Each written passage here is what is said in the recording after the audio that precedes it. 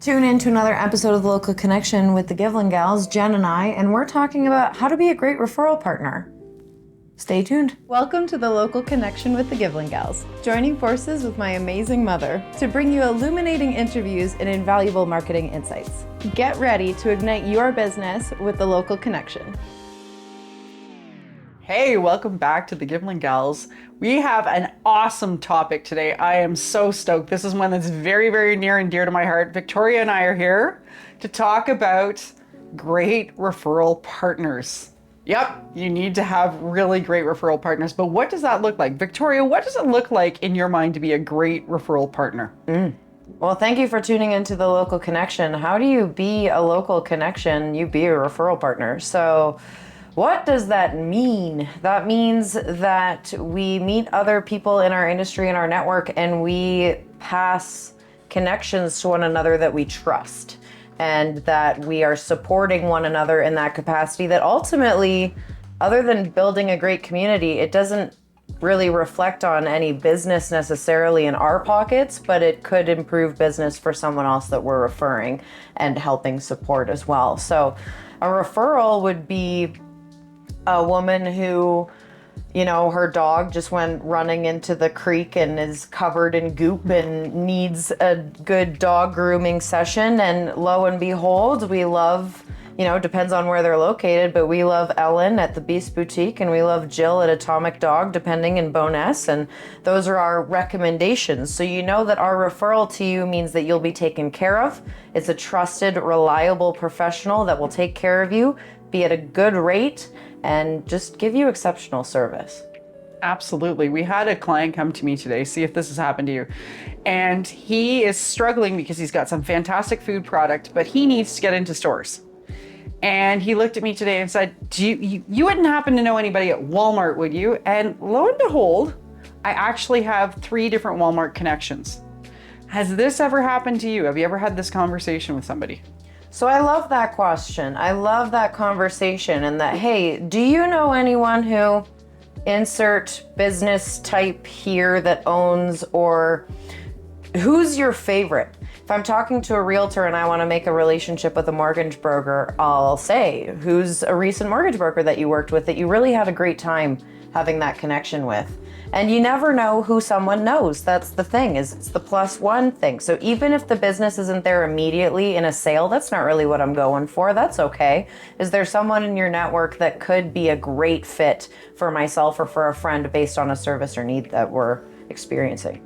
Okay, so we have 2 situations. We have one with an abundance mindset, and we have one with a scarcity mindset. If you are a scarcity mindset person, which I know you're not, but if you were, what advice would you give to someone else who might be a scarcity mindset person about why giving referrals would help your business? It's an excellent question. So whenever someone comes to me with a scarcity mindset, I tell them, my only competition is me.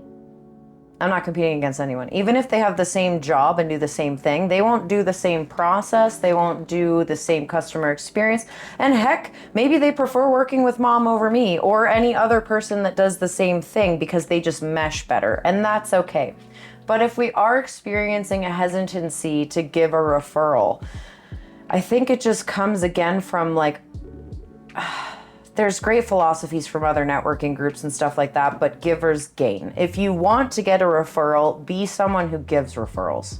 If you want to receive trusted, reliable sources from friends, give trusted, reliable sources from friends. So if you're experiencing a scarcity mindset, I think it's time to just try to adjust our head space and modify that sort of frame of thinking, because there's more than enough to go around. And when we collaborate with one another, there's beautiful things that we could create, even if they're in similar professions, but a completely different mix. You know, it's like a recipe. If you change the seasoning up a little bit, it's a whole other flavor. But does that make sense? It does. So there's the other situation that we run into on occasion where it feels a little like when you're asking for a referral, then you're asking for a tie to your family. This goes back to the concept of when your children had to sell popcorn for scouts or Girl Guide cookies. And the thought was, hey, and I did this, hey, I work with a bunch of people, I'll just sell the cookies to those people, or I'll sell the popcorn to those people. which by extension feels a little like a timeshare if you've ever been to one of those presentations where they'll let you come stay for the weekend for free. But of course you have to watch 7 different presentations on timeshares and sign up 10 of your friends. Talk to me about why that is not really the way we get referrals, and that's not the way we do our referrals at all. Yeah, so I mean, one of the networking things that we do a lot, as I said, was networking, but we host events and we also go to events and we partner with events. So we've got the Power Network group we've got coming up relatively soon with vodcasting. We also do social media content creation stuff. We really want to create that ecosystem consistently and different variations of getting people together and getting them to be authentic with building a relationship with them, because that happens authentically. And we ask questions in our networking events that get people to go away even from the business and get to know them as a human. And when you like them as a person, then you're more likely to dive into the business stuff and also disclose like a lot of things with realtors or mortgage brokers or anything like this, financial advisors. These are all relationship things. So I want to know you as a person.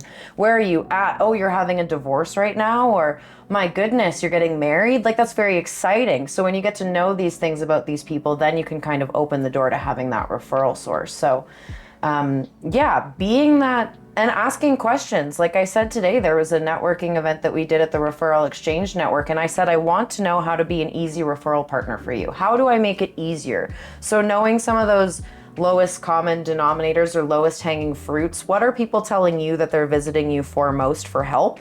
And then you can say that out loud. People come to us when they need more visibility. People come to us when they love what they do and they're so passionate about it, but they just need more people to know about it. That's a great referral source for us. So knowing those things for you and just honing that in and listening to what other people are saying about you, that makes it a little bit easier. So let me see if I get this correctly. You are looking for somebody that's got a curiosity, but doesn't want to do something like, well, I have an aunt, an uncle, a brother, a friend.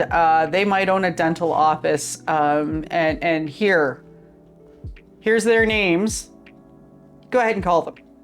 What does it look like to get a good referral? So this is a great question we did on the Referral Exchange Network too. And it's, how do you like to connect most with these referrals? So for example, if Jen has a referral for me, we send each other emails. That is usually the best way. A three-person introduction. Hey, it's Victoria here. Victoria, Michelle and I talked about how we wanted to improve our strength training together, and Jen was saying that she was seeing some results at the gym, but she wanted to handle some chronic pain stuff. So I thought this would be a great conversation for you. Michelle's an exercise physiologist, and she's just really knowledgeable in all things chronic pain. So I thought you'd have a great chat that way. So email introductions are typically best. I also like to ask for the cell phone number, because at this point, we're often meeting for coffee together later, or we're doing networking. And if anyone gets lost or confused, just having access to that phone number is nice, but email is typically the most straightforward way to do it. So 3-way email. Mm-hmm. When you go to meet the person, are you expecting a sale of some sort? No, I mean, 5% of the people in the population is generally ready to buy right now. And there have been referrals where I've met people that are like, yeah, these people are trying to dominate this market and they've got the budget and they're ready to go. Fantastic. But ultimately, when I meet with people, I tell them, I would love to build that, but if you're not there on your marketing investment, that's totally okay. Don't be that weird, pushy salesperson. You need a sale. That's really annoying. Nobody likes that. And they can smell commission breath on you. It's gross.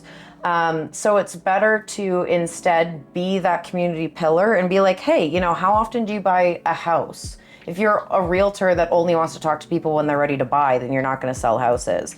Building that relationship that is authentic and supportive, and just being that person that you can, maybe you don't want to buy from me right now, but your dog back again needs that cleaning. Well, here's this person that I know that can do that for you. And then when they are ready to purchase your service or have questions about your service or about your industry, they come to you first because you're top of mind. So one of the best tips I got, so here's 2 don't do's. Don't shove a piece of paper in front of someone and a pen and ask for 5 people that they know that would be interested in what you do, because they'll run for the hills. And don't make them feel like they need to buy from you ever, ever, ever, because that's not what you should ever be about. But one of the most interesting tips I ever got for follow-up on referrals was do that intro, go out and have a coffee with them, and then do a follow-up email within 30 days that has nothing to do with your product at all. Hey, remember we had that conversation? You've got dogs, I've got dogs. I've got a great friend that also loves dogs. Let me connect the two of you together. You guys can talk all things dogs. Had nothing to do with anything that you would ever try to sell them. It was just a nice person connecting another nice person. You will be able to move your business conversation forward by doing that more successfully and create a great referral partner network. If you do not nag them constantly, hey, who do you know? Hey, what do you know? Can you please put me in front of this person or that person? If you actually connect with them on a genuine level to say, hey, listen, I know you're a huge fan of pumpkin pie. I found 3 new pumpkin pie recipes I thought you might be interested in. That's gonna move them way beyond, hey, do you know a dentist? Hey, I thought you said your uncle was a lawyer. Can we talk? Keep in mind, you do need to ask for those types of things, but mixing in real humanity and establishing a relationship is gonna go a long way. I know you build more relationships than anything else in all platforms that you do. What's one quick tip that you could give somebody for making sure that those relationships don't go away? Have a good CRM, have a good follow-up system, and have some time specifically set aside in your calendar at the end of the month or at the end of the quarter, whatever that looks like, and go through every single person that you met on that calendar and be like, did I follow up with this?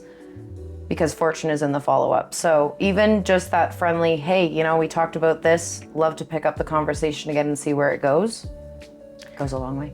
Well, thank you so much for joining us today. We hope you took some tips and tricks that might be beneficial to your business. Need more information? Reach out to the Givlin Gals. You know where to find us. Thanks for coming. Thanks for tuning in for another episode of The Local Connection, reminding you that success is just a strategy away. Stay tuned for more actionable insights on The Local Connection. Until next time, thrive in your marketing endeavors.